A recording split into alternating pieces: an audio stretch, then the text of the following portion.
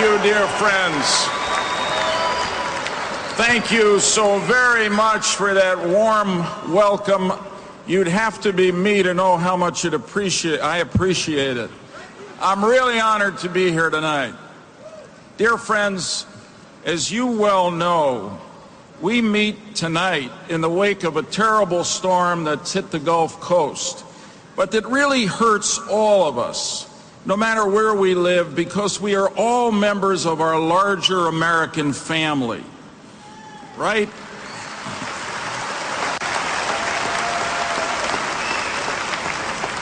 At times like this, we set aside all that divides us, and we come together to help our fellow Americans in need. The last thing we think about is whether one of the victims was a Democrat or a Republican, because we're all Americans.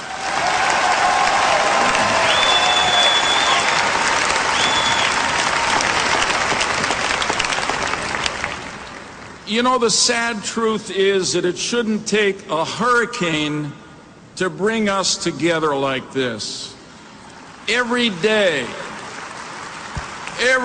across our country, millions of our fellow citizens are facing very big and real problems. They're worried about their homes and their jobs, their businesses. They're worried about the outrageous cost of gasoline and health insurance, and they are worried about the threats from our enemies abroad.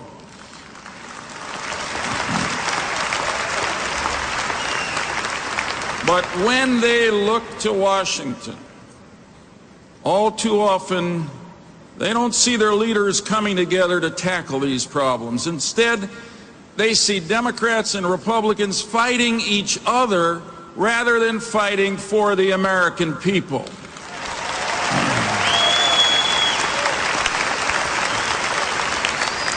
I don't have to tell you that we were blessed in this country to have a great generation of founders, and they foresaw the danger of this kind of senseless partisanship.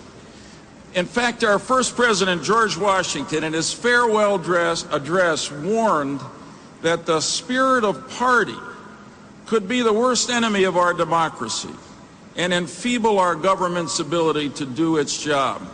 My friends, I think tonight we could say that President Washington was absolutely right.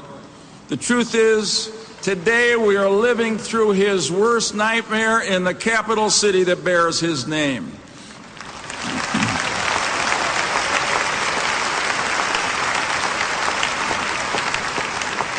And that brings me directly to why I'm here tonight. What, after all, is a Democrat like me doing at a Republican convention like this?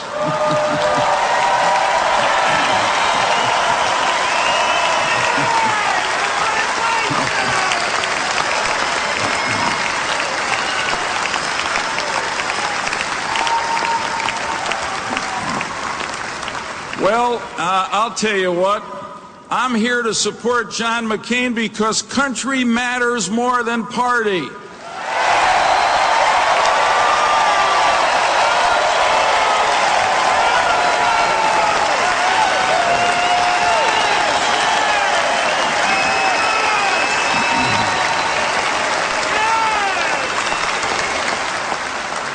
I am here tonight for a simple reason. John McCain is the best choice to bring our country together and lead America forward.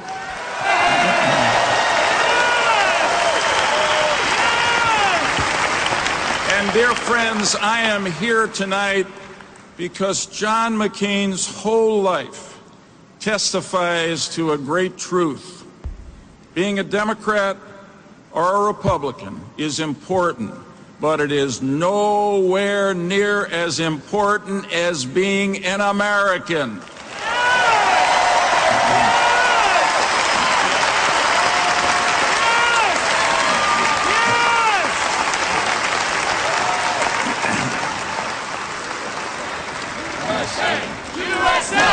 I think you know that both of the presidential candidates this year have talked about changing the culture of Washington. about breaking through the partisan gridlock and the special interests that are poisoning our politics. But my friends, only one of them has actually done it.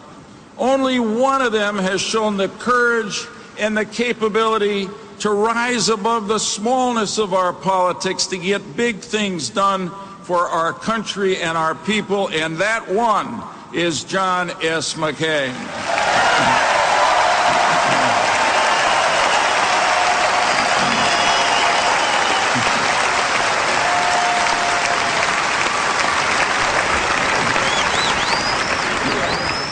You know John, and you know that he understands that it shouldn't take a natural disaster like a hurricane to get us to take off our partisan blinders and work together to get things done. It shouldn't take a natural disaster to teach us that the American people really don't care much if you have an R or a D after your name. What they care about is, are we solving the problems that they're against every day? Let me tell you, what you can expect from John McCain as president is precisely what he's done this week. Put our country first.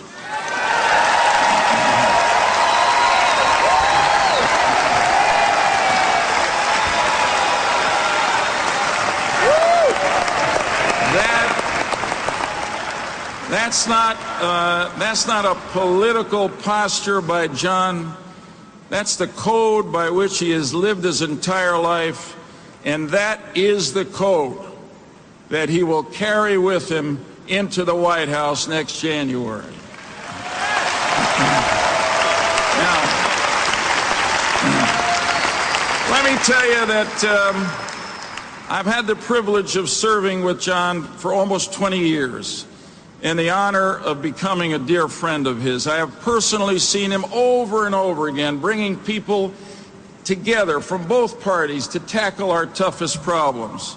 For example, to reform our campaign finance laws, our lobbying and ethics laws, to create the independent 9/11 Commission after that great natural disaster, that great unnatural disaster caused by the terrorists, and then to work to pass the national security reforms that have made every American safer since then. And then he worked together to end the partisan paralysis over nominations to the Supreme Court and other federal courts. This is the record. Now, let me share something with you that I'm in a unique position to do as a Democrat. My Democratic friends know all about John's record of independence and accomplishment. And you see, that's why I think some of them are spending so much time and so much money trying to convince the American people that John McCain is someone else. I am here to tell you what I think you know, but I want to speak to the people out there. Don't be fooled by some of these political statements and advertisements. Trust me, God only made one John McCain, and he is his own man.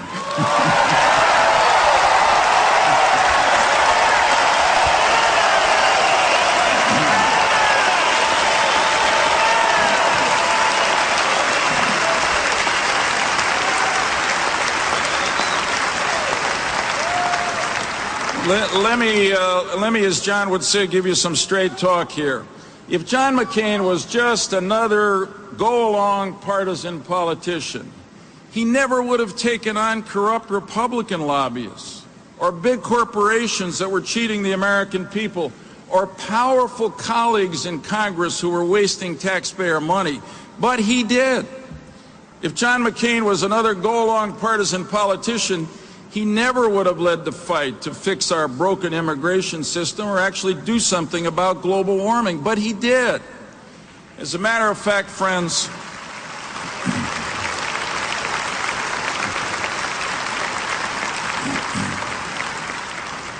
if John McCain is just another partisan Republican, then I'm Michael Moore's favorite Democrat. And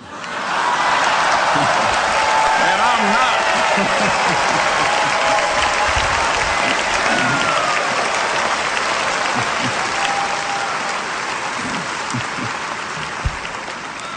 And I think you know that I'm not.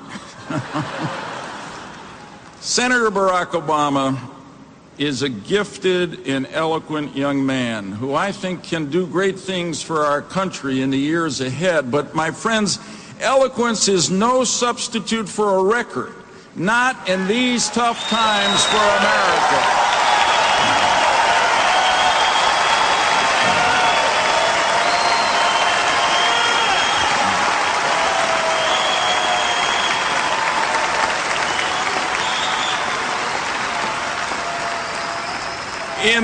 In the Senate, during the 3.5 years that Senator Obama has been a member, he has not reached across party lines to accomplish anything significant, nor has he been willing to take on powerful interest groups in the Democratic Party to get something done.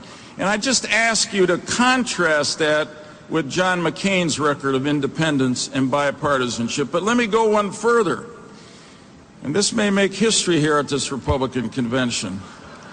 Let me contrast Barack Obama's record to the record of the last Democratic president, Bill Clinton, who stood up to some of those same Democratic interest groups, worked with Republicans, and got some important things done like welfare reform, free trade agreements, and a balanced budget.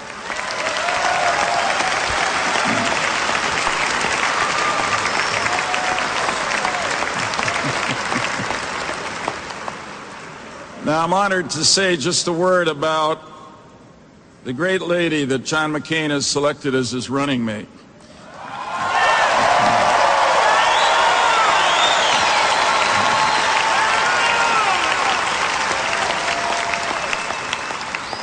Governor Palin, like John McCain, is a reformer. She's taken on the special interest and the political power brokers in Alaska and reached across party lines to get things done.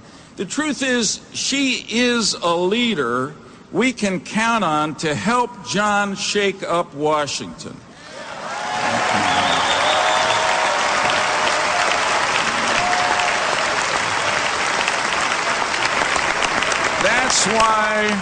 That's why I sincerely believe that the real ticket for change this year is the McCain-Palin ticket.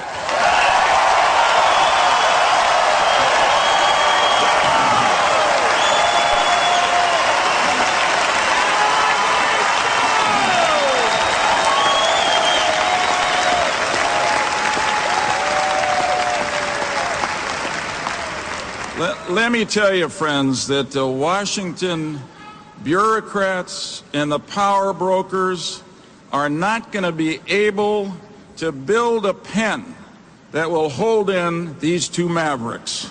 It's just not possible. Together, I think we can count on John and Sarah to fight for America and to fight for you, the American people. And that's what our country needs most right now.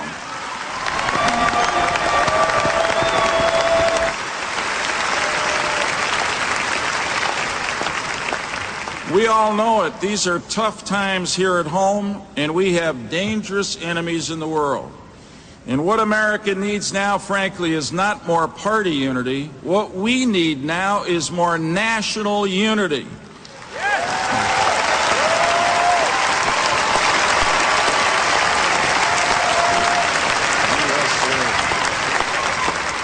And this is especially true, of course, because we are a nation at war.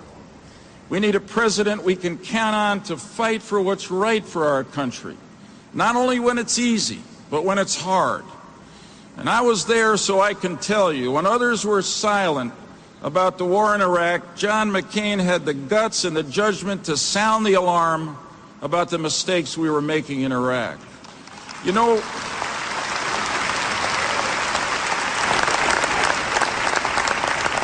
when others wanted to retreat in defeat from the field of battle, which would have been a disaster for the USA, when colleagues like Barack Obama were voting to cut off funding for our American troops on the battlefield, John McCain had the courage to stand against the tide of public opinion, advocate the surge, support the surge, and because of that today, America's troops are coming home, thousands of them, and they're coming home in honor.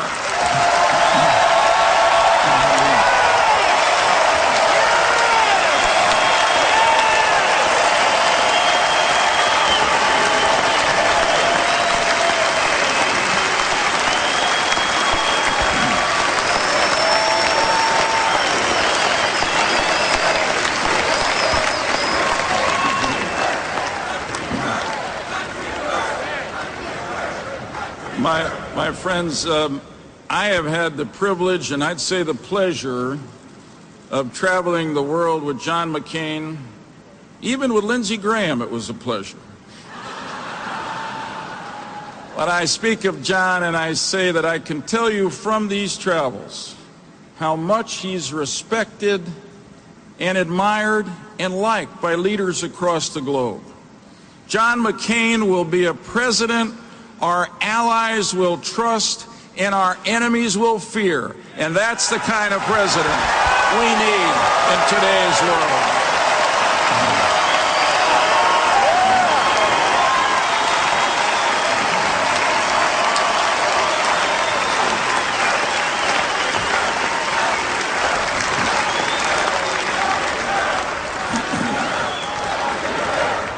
Country first. My friends, before I conclude, I want to ask the indulgence of all of you here in this hall tonight, because I want to speak directly to my fellow Democrats and independents who are watching or listening tonight. I want to speak directly to you out there. I know many of you are angry and frustrated by our government and our politics today, and for good reason. You may be thinking of voting for John McCain, but you're not sure yet. Some of you may never have voted for a Republican before. And frankly, in an ordinary election, you probably never would. But I want you to believe with me that this is no ordinary election. And it's no ordinary election because these are not ordinary times. And trust me, John McCain is no ordinary candidate.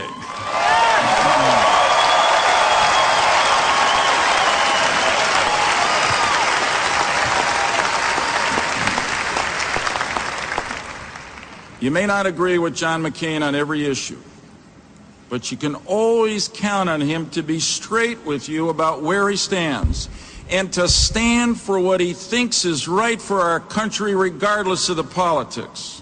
I can tell you with a certain faith that as president, you can count on John McCain to be what he is naturally, a restless reformer who will clean up Washington and get our government working again for all of the American people.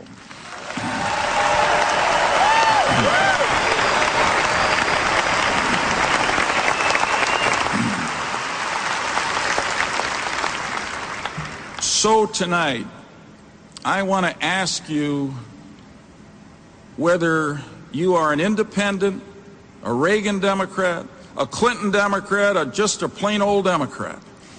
This year, when you vote for president, vote for the person you believe is best for our country, not for the party you happen to belong to.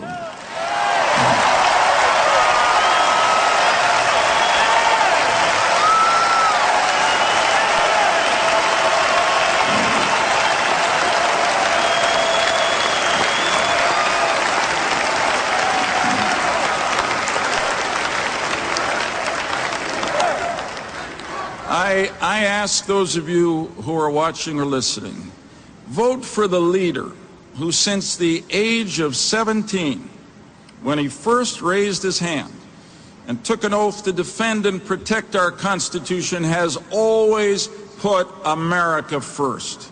My friends,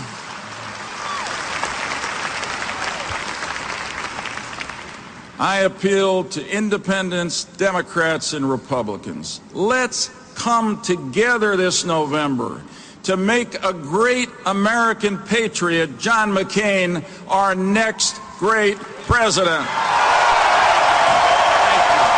God bless you. God bless America.